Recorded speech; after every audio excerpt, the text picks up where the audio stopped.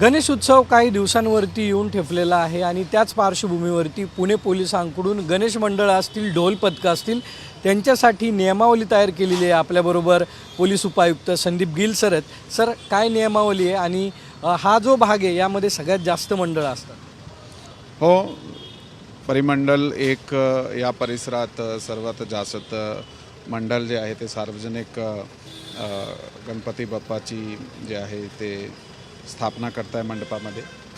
आणि मागच्या वर्षासारखी पॉलिसी आहे तशीच आहे की मंडपाला आधी परमिशन जे आहे ते मिळाली होती तीच कायम राहणार आहे।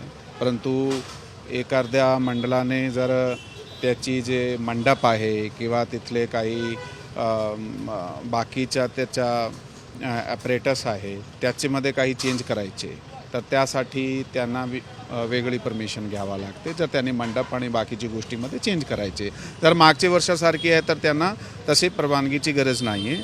परंतु प्रत्येक मंडळाला आमच्याकडून एक माहिती पत्रिका त्याच्याकडून भरून आमच्याकडे त्यांनी द्यावी असे प्रकारे एक फॉर्म दिला जाते।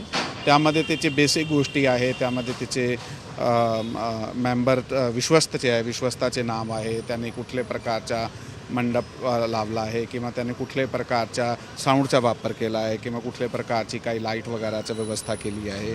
म्हणजे ते सुरक्षाची दृष्टीने आम्ही आणि ते माहितीची दृष्टीने त्याच्याकडून ते फॉर्म भरून घेतो आहे। ते दरवर्षी केला जात आहे। आणि त्याचबरोबर जे त्यापुढे आहे की मंडळाची आणि ढोलताशा पथकाबरोबर आमची जे आहे मीटिंग झालेली आहे, झोन लेवलवर झालेली आहे, पुणे शहराची लेवलवर पण मीटिंगसुद्धा झालेली आहे।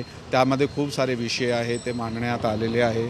त्यावर बऱ्यापैकी जे आहे ते जे गणपती मंडळ आहे त्याचा आपसात समन्वय झालेला आहे आणि आमच्याबरोबर पण ते जे प्रश्नाचा खूप जे आहे ते समाधान झालेलं आहे। त्यामध्ये ढोल पथकांना किती संख्या ठरवून दिली आहे आणि यावर्षी काय? मागच्या वर्षी जे होती तशी संख्या ठरण्यात आलेली आहे आणि ते तसा प्रकारचाही त्याचा नियोजन आहे।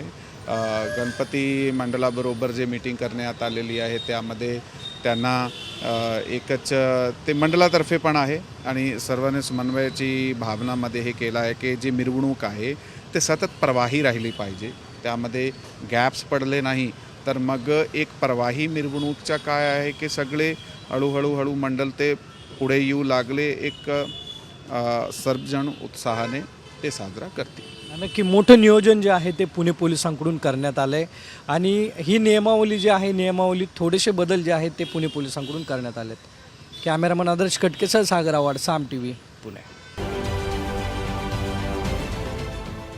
देश विदेशातील प्रत्येक घडामोडींचे लाईव्ह अपडेट मिळवण्यासाठी आता साम टीव्हीच्या सर्व सोशल मीडिया प्लॅटफॉर्मला लाईक, फॉलो आणि सबस्क्राईब करा। तसंच सर्व नोटिफिकेशनसाठी बेल आयकॉन प्रेस करायला विसरू नका।